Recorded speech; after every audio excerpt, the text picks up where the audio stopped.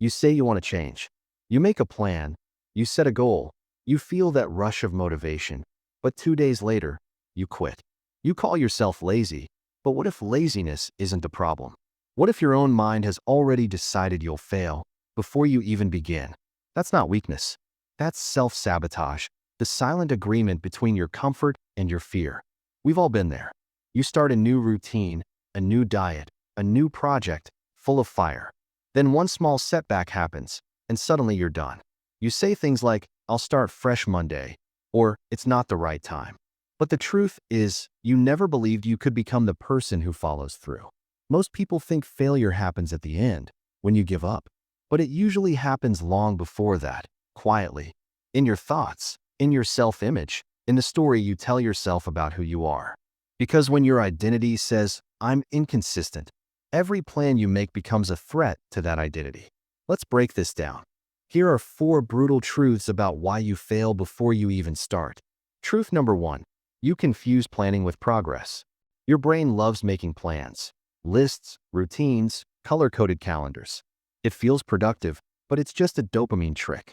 Planning gives you the illusion of control without the discomfort of action. That's why you keep rewriting goals instead of starting them. Real progress feels ugly, uncertain, chaotic, imperfect.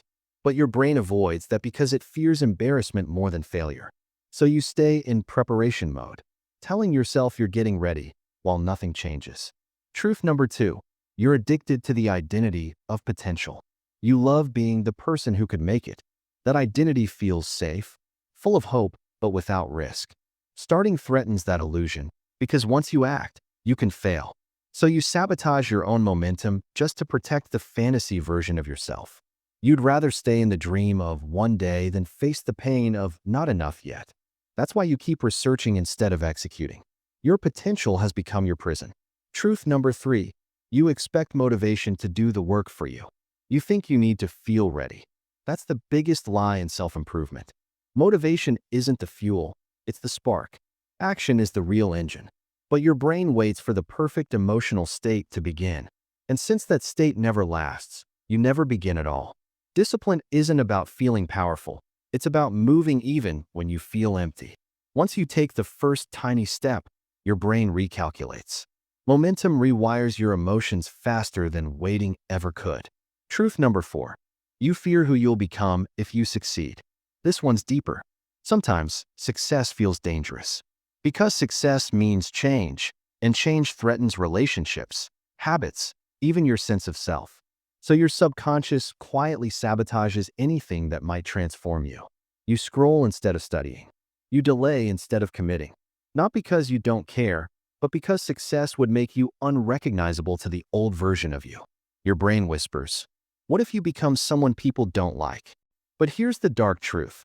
Growth always costs old versions of you and some people around you. So here's the truth nobody tells you. Self-sabotage isn't your enemy. It's your protector. It's the scared part of you trying to keep things predictable, even if predictable means miserable. Your mind isn't broken. It's just wired for safety, not success. Every time you try to grow, it panics. It tells you stories. You're not ready. You'll fail again. It's pointless. But those aren't prophecies. They're defense mechanisms. The only way through self-sabotage isn't to fight it. It's to understand it. Thank it for trying to protect you and move anyway. Growth begins the moment you stop waiting to feel ready and start acting in spite of fear. So next time you set a goal and feel that hesitation, that wave of doubt before you start, don't call yourself lazy. See it for what it is, the old you, terrified of disappearing. You're not fighting procrastination. You're burying an identity that no longer serves you. And that's painful, but it's the only way you'll ever rebuild yourself.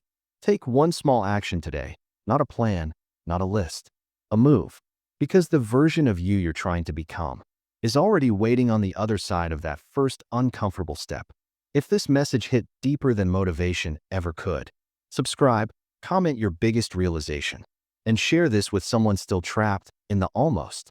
Because change doesn't begin when you plan it. It begins when you stop lying to yourself about why you haven't.